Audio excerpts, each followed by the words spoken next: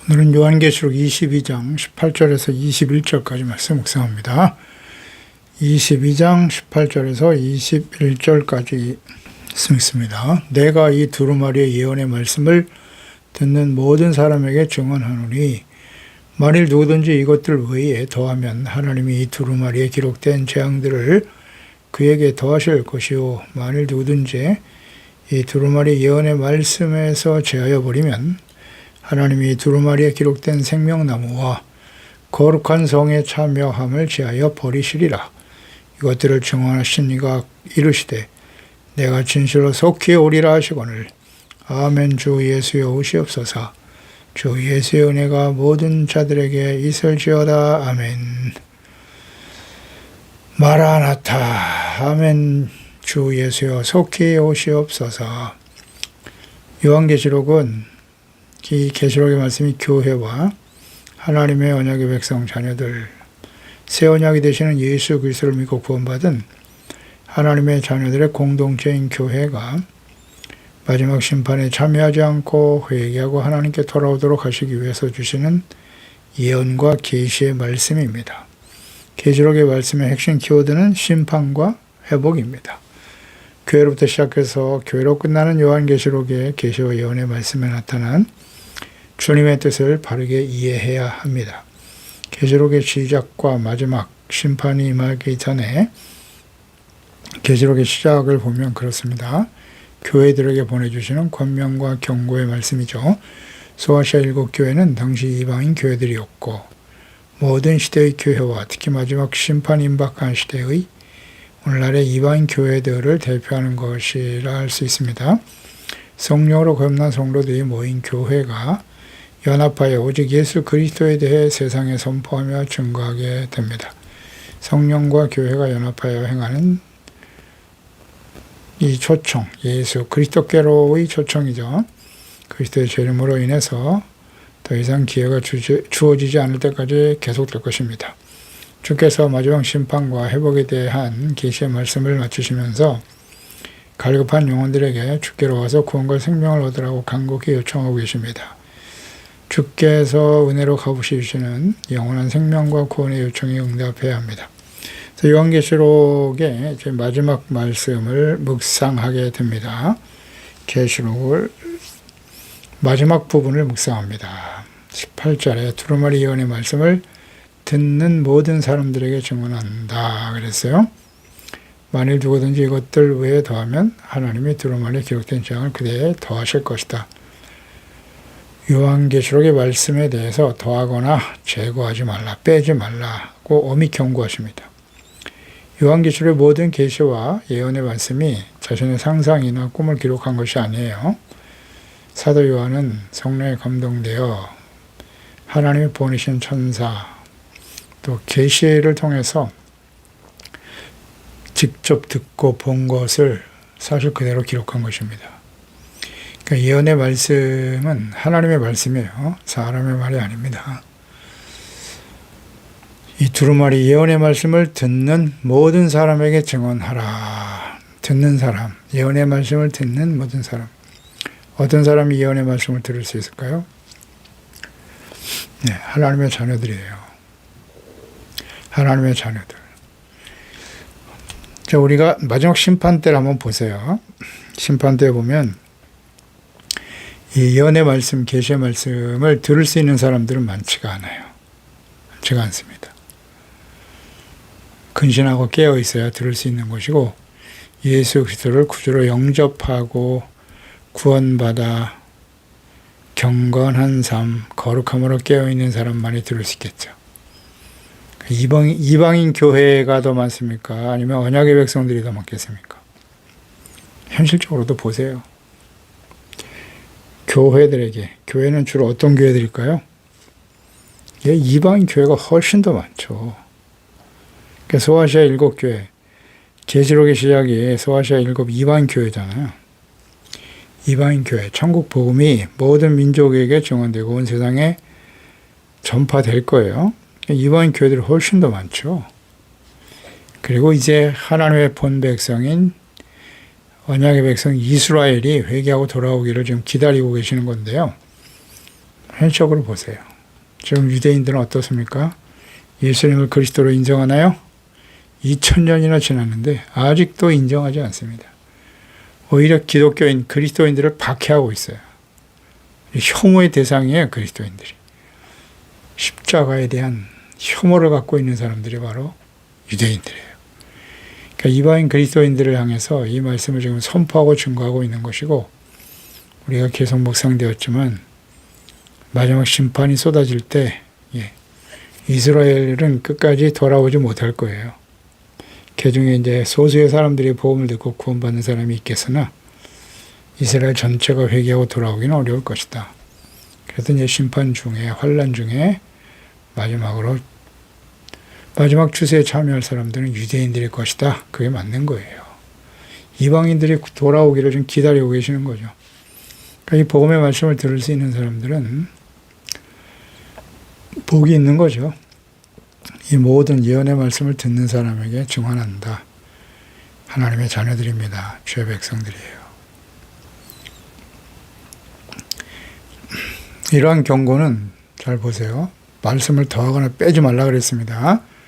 엄히 경고하고 있는 거예요. 왜? 하나님의 말씀이기 때문에 사사로운 인간의 생각과 뜻대로, 지식대로, 자기 마음대로 하나님의 말씀을, 특히 계시의 말씀들을 더하거나 빼면 해석하거나 잘못 가르치고 주장하면 안 된다는 거예요. 그러니까 이러한 경고는 구약시대 애굽에서 구원받아 약속의 땅 가나안에 들어가기 전 율법과 계명을 모세를 통해서 주시고 약속의 땅 가나안에 들어가야 할 주의 백성들에게 하나님께서 명령하시고 경고하신 말씀과 같아요. 신명기 4장 1절로 2절이죠. 이스라엘아. 대상이 누구예요? 이스라엘, 애굽에서 구원받은 하나님의 백성들이에요. 이 두루마리 예언의 말씀을 듣는 사람 역시 마찬가지예요. 예수 그리스도를 믿고 구원받은 하나님의 자녀들, 주의 백성들입니다. 내가 너에게 가르치는 규례와 법도를 듣고 준행하라. 듣게 하시는 것은 지켜 순종하기 위함입니다. 그리하면 그랬죠. 너희가 살 것이요 너희 조상의 하나님 여호와께서 너희에게 주시는 땅에 들어가서 그것을 얻게 되리라. 내가 너에게 명령하는 말을 너희는 가감하지 말고 더하거나 빼지 말고 내가 너에게 내리는 너의 하나님 여호와의 명령을 지켜라 말씀하셨거든요. 하나님의 명령, 율법의 말씀에 대해서 가감하지 말라 그랬고요. 신명기 12장에도 역시 마찬가지예요. 1절에 내 조상의 하나님 여호와께서 너에게 주셔서 차지하게 하신 땅에서 너희가 평생에 지켜 행할 규례와 법도는 이러하다.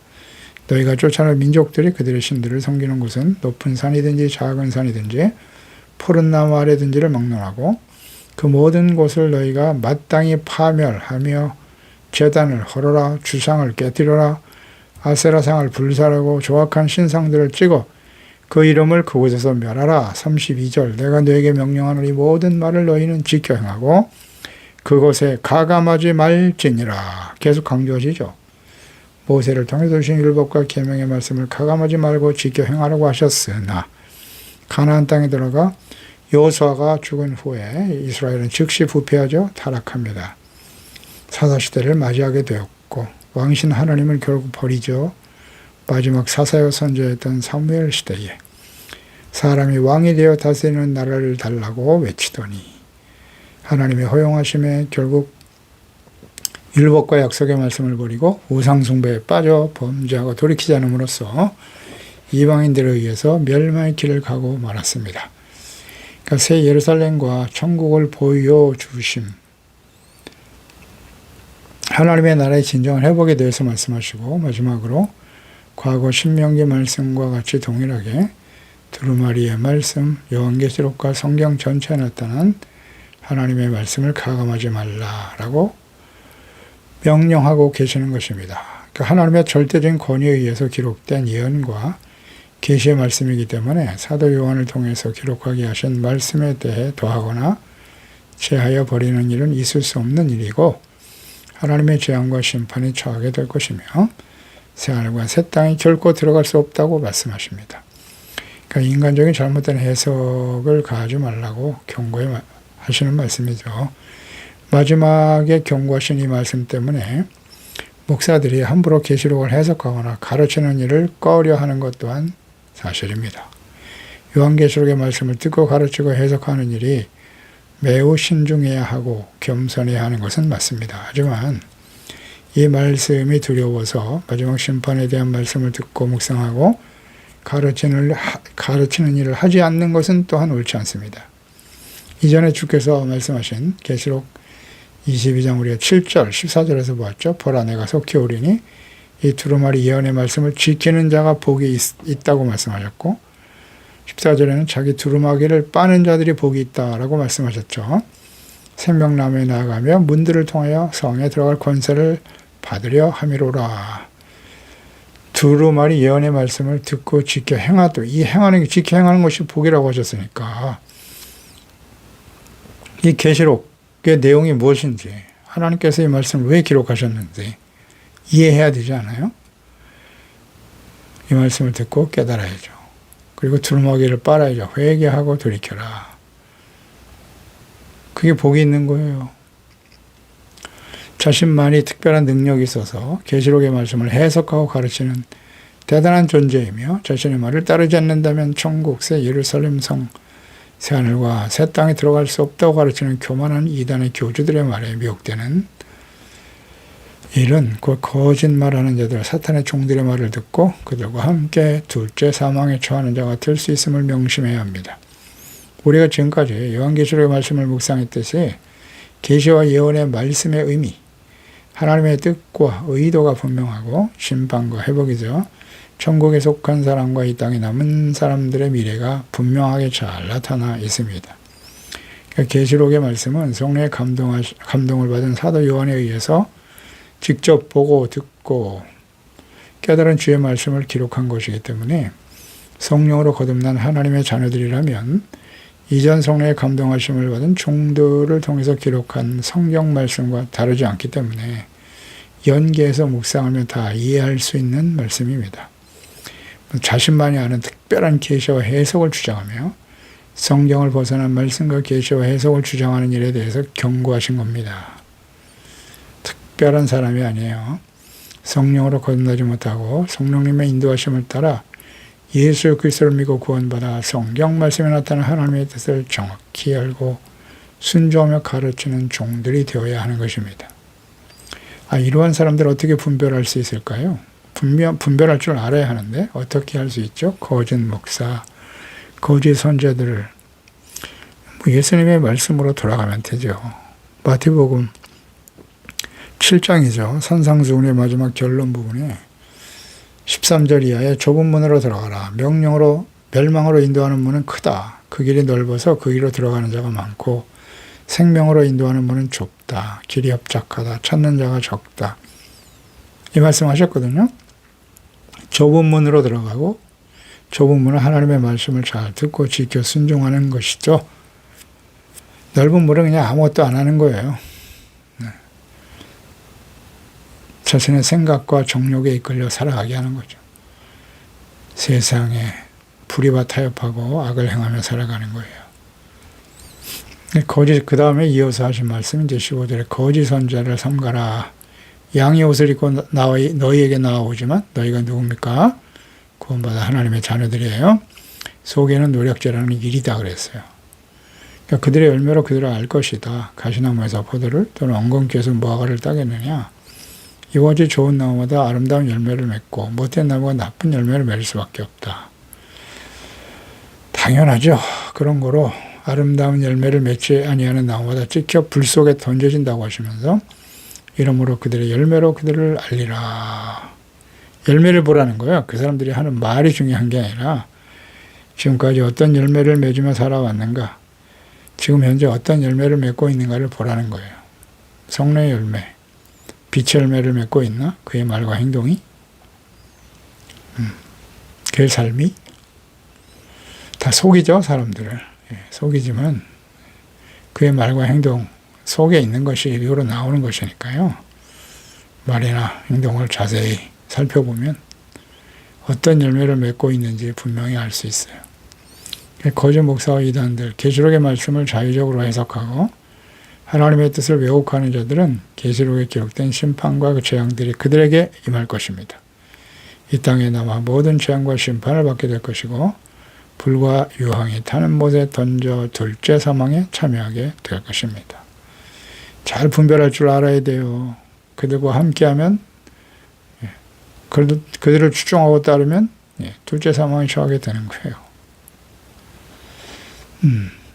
잘 분별을 못합니까? 그래서 자기 자신도 항상 살펴야 돼요. 내가 지금 어떤 열매를 맺고 있는지. 19절에 만일 누구든지 두루마리 예언의 말씀에 취하여 버리면 하나님의 두루마리에 기록된 생명나무와 및 거룩한 성에 참여함을 제하여 버리실 것이다. 제하여 버리다. 제하거나 빼버린다는 얘기인데요. 제거시킨다는 얘기예요. 없애버린다. 그러니까 생명나무와 거룩한 성에 참여할 수 없게 될 것이라는 거죠. 완전한 예언의 말씀을 제하여 버리는 경우, 그러니까 구속받은 자에게 주어지는 영생과 구원, 하나님의 나라 천국에 참여할 수 있는 그 복에서 제하여 버리심으로써 새 예루살렘 성에 들어가지 못할 뿐만 아니라 영원한 유황과 불못에 던져져 둘째 사망에 처하게 될 것이다. 라는 경고의 말씀이죠. 그러니까 사도 요한이 사역하던 당시에 초대교회 때 거짓 선지자들이 사사로이 하나님의 말씀을 해석하고 가르치는 자들이 많이 있었습니다. 성령으로 거듭나지 못하고 하나님의 주권을 인정하지 못하는, 인격적으로 하나님 만나지 못한 자들이 자신의 이익의 수단으로 종교를 이용하려고 하는 목적으로 성경 66권을 마음대로 해석하고 가감하는 일들이 있었고, 모든 시대에 특히 마지막 심판이 임박하는 날은 더욱 두드러지게 나타나고 있는 것입니다. 그렇죠? 이상한 일이 아닙니다.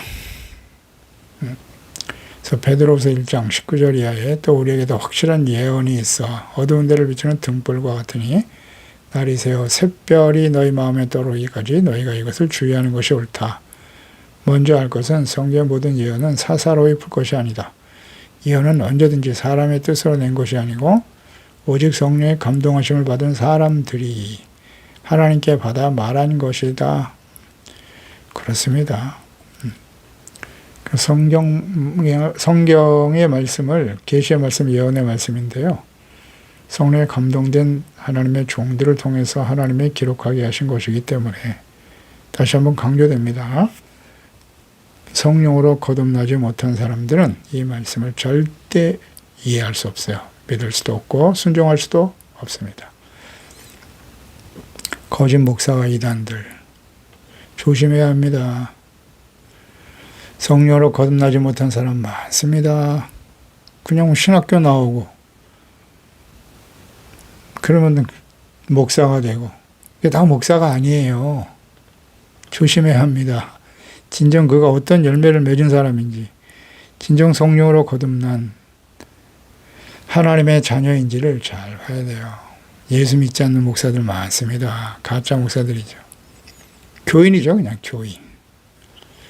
계시록의 말씀에 나타난 하나님의 뜻, 뭐라고요? 하나님의 뜻이 요한계시록에 하나님의 공의의 심판과 구원의 회복, 하나님의 나라의 회복인 거예요. 그게 핵심이에요. 복잡하지 않습니다. 이것을 변경하거나 왜곡해서는 안 되고, 만약 그러한 일을 자행하는 자는 하나님의 무서운 심판에 직면하게 될 것입니다. 그래서 갈라디아서 1장 8절 9절이죠. 그러나 우리나 혹은 하늘로부터 온 천사라도 우리가 너희에게 전한 복음 외에 다른 복음을 전하면 저주를 받을지어다.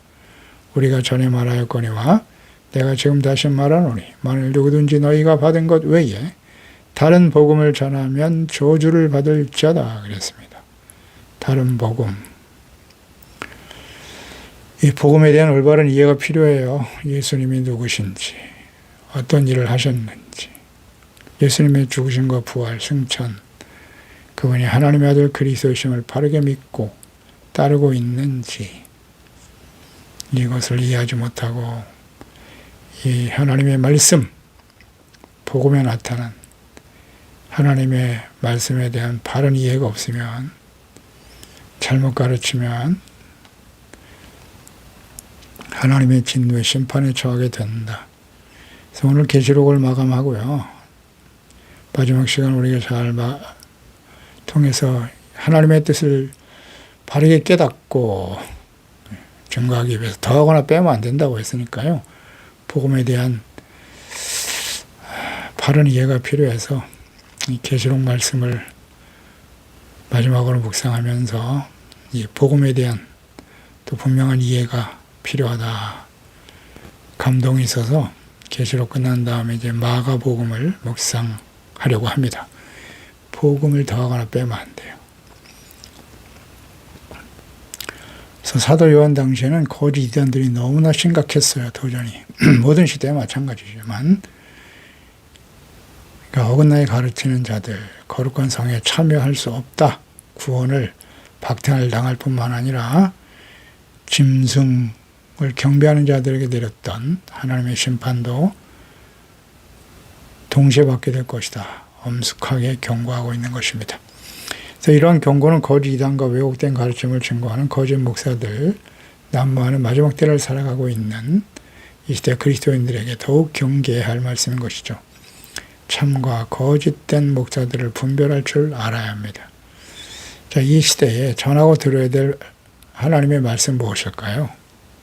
주님의 재림과 마지막 심판이 임박한 시대 아니겠어요? 어떤 말씀을 전해야 되는가? 목사들이 디모데후서 4장 2절이에요. 너는 말씀을 전파하라. 너는 누굽니까? 디모데. 하나님의 말씀을 가르치고 전해야 될 목회자들이죠. 말씀을 전파하라. 때를 얻든지 못 얻든지 항상 힘써라. 범사에 오래 참음과 가르침으로 뭘 전해야 돼요? 경책, 경계, 권하라. 이것을 끊임없이 전하라는 거예요. 경책이라고 하는 것은 죄를 책망하고 드러내는 거예요. 그리고 회개하고 돌이켜서 용서받도록 권면하는 말씀을 전해야 된다고 말씀하고 있죠. 그러니까 이런 말씀을 들어야겠죠. 하나님의 말씀은 디모데후서 3장 16절이잖아요. 책망, 교훈, 바르게 함과 의로 교육하는 거예요. 책망과 교훈을 위해서 기록한 것이 성경이에요. 하나님의 말씀입니다. 그러니까 하나님의 말씀을 가르치는 목사, 성경적인 설교는 어떤 거예요? 소망을 가져라, 긍정적인 사고방식을 가지고 하나님의 축복을 세상에서 누리며 살아가라, 병 고침 받고 건강하게 오래오래 잘 먹고 잘 살아라, 이 말씀을 전해야 되나요? 그게 아니라고 하시잖아요. 책망, 경계, 경책, 권면. 왜 그렇습니까? 우리가 완전하지 않기 때문에 성경을 보세요. 과거에 이스라엘 백성들이 어떻게 되었어요? 예수 믿고 구원받은 하나님의 자녀들이 어떻게 되었습니까? 부패하고 타락하잖아요. 영적 싸움이에요. 배후의 역사는 악한 원수 마귀의 끊임없는 공격과 유혹이 있단 말이죠. 여기서 우리가 믿음을 지켜야 돼요. 거룩하고 위롭고 진실한 하나님의 자녀로 살아가는 일에 힘써야 된단 말이죠. 그러려면 어떻게 해야 돼요? 끊임없이 말씀을 통해서 책망을 듣고 교훈을 얻어야죠. 그렇지 않나요? 마지막 때의 교회, 이 시대의 모습과 같은 라오디게아 교회에게 주시는 말씀, 주님의 말씀을 다시 한번 묵상해야 해요. 이 시대에, 심판이 임박한 시대의 교회, 라오디게아 교회 같은 모습을 우리가 갖고 있어요. 계시록 3장 15절, 내가 너의 행위를 아는데 내가 차지도 않고 뜨겁지도 않다. 믿는 건지 안 믿는 건지, 미지근하여 뜨겁지도 않고 차지도 아니하니 내 입에서 너를 토하여 버리리라. 미지근한 신앙이 무슨 의미인지 아시겠죠? 하나님을 믿는 사람인지 믿지 않는 사람, 세상 사람인지 구분하기가 어렵다는 거예요. 에베소 교회는 첫사랑을 잃어버렸다고 말씀하셨고요. 사랑이 없어, 마음속에. 주님을 향한 사랑. 하나님을 사랑하는 것은 그 계명을 가지고 지키는 것인데, 하나님을 믿는다고 하는 사람들이 세상 사람들보다 더 악을 행하고 양심도 없어. 회개도 안 해. 양심이 화인 맞아버렸어요. 오직 자신의 이익과 권력, 명예, 출세, 그게 축복이고 말이죠. 그게 무슨 힘이라고 생각하고 그런 것들을 얻어야만 하나님의 나라와 영광이 된다고 생각하는 가짜죠. 그런 사람 하나님이 토하여 내쳐버린다고 하시잖아요. 그러면서 내가 말하기를 나는 부자다, 부여하여 부족한 것이 없다 하나 요즘 뭐 크고 화려한 교회를 짓고 말이죠. 예수 믿고 부자 되고 권세와 권력을 얻게 되고 부족한 게 없다. 그러나 너의 공고한 것과 가련한 것과 가난한 것과 눈먼 것과 벌거벗은 것을 알지 못하는도다. 내가 너희를 권하노니 내게서 불로 연단한 금을 사서 부여하게 하라. 흰 옷을 사서 입어 벌거벗은 수치를 보이지 않게 하라. 흰 옷 거룩함을 회복하라는 거예요. 안약을 사서 발라 보게 하라. 영적으로 소경이 되어버린 사람들 그냥 눈에 보이는 것만 보지 말고 영원한 하나님의 나라를 바라볼 수 있어야죠. 물은 내가 사랑하는 자를 책망하여 징계한다. 사랑하는 자. 그러므로 열심을 내라. 회개하라. 강조하고 계시잖아요. 이기는 그에게는 내가 내 보좌에 함께 앉게 하여 주기를 내가 이기고 아버지 보좌에 함께 앉은 것과 같이 하리라. 회개하라. 이기는 자가 되라고 외치고 계시잖아요. 이런 말씀을 전해야 되고 들어야 하는 거예요. 어떤 사람이 참된 목자일까요? 참된 종일까요? 예, 책망, 경책, 바로잡아주는 설교를 해야죠. 하는 말씀을 전해야죠. 어떻게 우리가 의와 거룩한 삶을 살아야 할 것인가? 하나님의 말씀을 지켜 순종하라. 이 말씀을 들으면 항상 무슨 행위 구원이란 말이 아니잖아요. 우리가 구원받는 것은 은혜로 구원받는 것이고 시작이에요. 그건 시작, 완성이 아니에요. 구원받았으니까 우리는 완벽하여 우리가 행하는 모든 일을 죄를 짓고 우리가 악을 행해도 우리는 무조건 천국 갈 거야. 이게 다 구원파 이단이란 말이에요. 성경 그렇게 말씀하지 않아요. 주여 주여 하는 자마다 다 천국 가는 거 아니라고 하시잖아요. 예수님께서. 불법을 행하면 주님이 모르신다고 하잖아요. 내게서 떠나라고 하시잖아요. 이걸 모르면 안 되죠. 그러니까 끊임없이 말씀을 통해 책망을 듣고 회개하고 용서받고 의를 회복해가는 일에 힘써야 되는 거예요. 20절에 이것들을 증언하시니가 이르시되 내가 진실로 속히 온다고 하셨네요. 아멘. 주 예수여 오시옵소서. 마지막으로 확신. 그러니까 예수님의 재림에 대해서 세 번째 지금 강조하시는데요. 22장 7절에 내가 속히 오리니 두루마리 예언의 말씀을 지키는 자가 복이 있다. 12절에 보라 내가 속히 오리니 계속 강조하시네요. 내가 줄 상이 내게 있어 각 사람이 행한 대로 갚아주신다. 그러면 내가 속히 오리니 20절에도 다시 강조하는 거예요. 마지막으로 강조하신 거죠. 마지막 장 결론이에요. 마지막 절에 다시 오실 재림에 대한 확증으로 마감하고 계십니다. 재림에 대한 확실성이죠. 세 번 강조하시네요. 재림과 마지막 심판이 연계되어 있음을 깨우쳐 주시는 거죠. 예수님은 속히 오신다. 재림에 대한 확증. 이 말씀을 듣고 근신하고 깨어 기도하며 항상 복종하여 거룩함을 회복하여 두렵고 떨림을 통해서 구원을 이뤄 가야 돼요. 그런 사람들은 당연히 휴거를 통해서 천국으로 데려가시고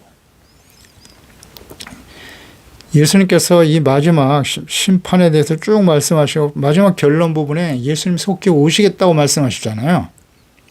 그러니까 예수님이 재림하시기 전에 준비된 삶을 살라 거룩하고 의롭고 진실된 하나님의 자녀로 살아가라는 거잖아요. 회개하라.